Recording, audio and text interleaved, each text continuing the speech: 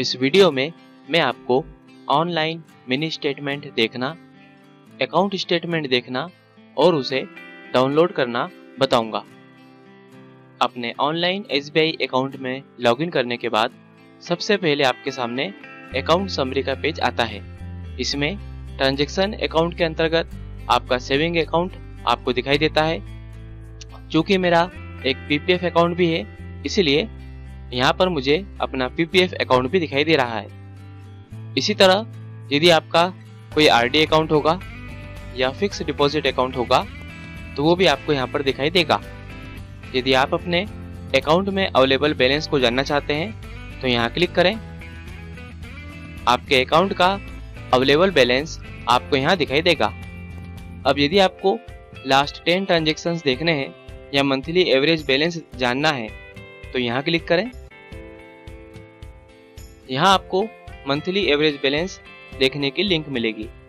इस पर क्लिक करके आप अपना करंट मंथली एवरेज बैलेंस जान सकते हैं। अब इस बैक बटन पर क्लिक करके हम पिछले पेज पर चलते हैं। इस पेज में नीचे की तरफ जाने पर आपको लास्ट 10 ट्रांजैक्शंस दिखाई देंगे। जिस डेट को ट्रांजैक्शन हुआ है वो डेट आपको इस कॉलम में दिखाई देगी।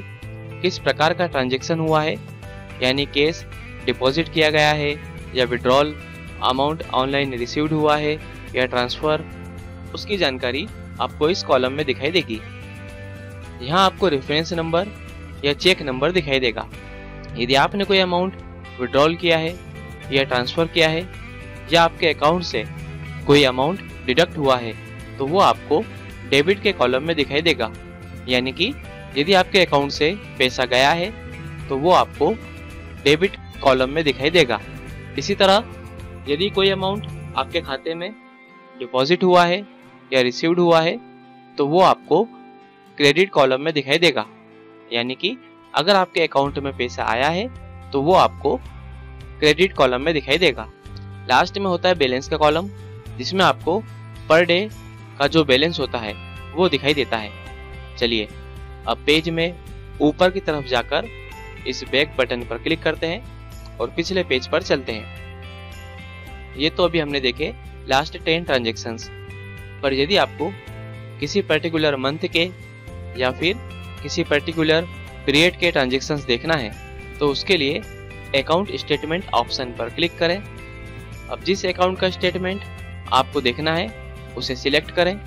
या नीचे आपको कई ऑप्शन दिखाई देंगे, जैसे कि यदि आपको किसी पर्टिकुलर मंथ का स्टेटमेंट देखना है या डाउनलोड करना है तो बाय मंथ ऑप्शन सिलेक्ट करें और यहाँ से ईयर चुनें और फिर यहाँ से मंथ चुनें। यदि आपको लास्ट 6 मंथ का स्टेटमेंट चाहिए तो लास्ट 6 मंथ ऑप्शन सिलेक्ट करें। और यदि आपका SBI में PPF अकाउंट भी है और आप लास्ट फाइनेंशियल ईयर का स्टेटमेंट चाहते हैं तो PPF अकाउंट ऑप्शन सिलेक्ट करें। यदि आपको किसी पर्टिकुलर डेट से लेकर किसी पर्टिकुलर डेट तक का स्टेटमेंट चाहिए तो बाय डेट ऑप्शन सिलेक्ट करें।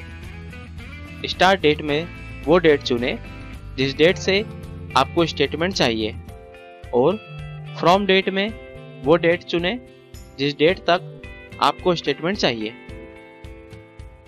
अभी हम केवल स्टेटमेंट देखना चाहते हैं, इसलिए यहाँ पर व्यू ऑप्शन सिलेक्ट रहने दे रहे हैं। अब हर पेज पर आपको कितने ट्रांजैक्शन देखने हैं वो आप यहाँ से सिलेक्ट कर सकते हैं। आगे बढ़ने के लिए गो बटन पर क्लिक करें। जो पीरियड आप सिलेक्ट करेंगे उस पीरियड का स्टेटमेंट यहाँ ओपन हो जाएगा। यदि आपको इसका प्रिंट चाहिए तो पेज में नीचे की तरफ जाकर प्रिंट बटन पर क्लिक करें। चलिए हम वापस पिछले पेज पर चलते हैं। अब यदि आप स्टेटमेंट डाउनलोड करना चाहते हैं तो जिस भी पीरियड का स्टेटमेंट आपको चाहिए वो सिलेक्ट करें। जैसे यहाँ मैंने सिलेक्ट किया लास्ट 6 मंथ। अब स्टेटमेंट आप एक्सेल फॉर्मेट या PDF फॉर्मेट में डाउनलोड कर सकते हैं, तो जो भी फॉर्मेट इन दोनों में से आपको चाहिए उसे सिलेक्ट करें। मैंने यहाँ से PDF फॉर्मेट चुना। अब आगे बढ़ने के लिए गो बटन पर क्लिक करें। अब जिस लोकेशन पर आपको स्टेटमेंट सेव करना है वो लोकेशन चुनें और सेव बटन पर क्लिक करें। स्टेटमेंट यहाँ डाउनलोड हो जाएगा और जब आप इस पर क्लिक करेंगे तो ये ओपन हो जाएगा। इस तरह से आप ऑनलाइन SBI के माध्यम से मिनी स्टेटमेंट और अकाउंट स्टेटमेंट देख सकते हैं और अकाउंट स्टेटमेंट को डाउनलोड कर सकते हैं।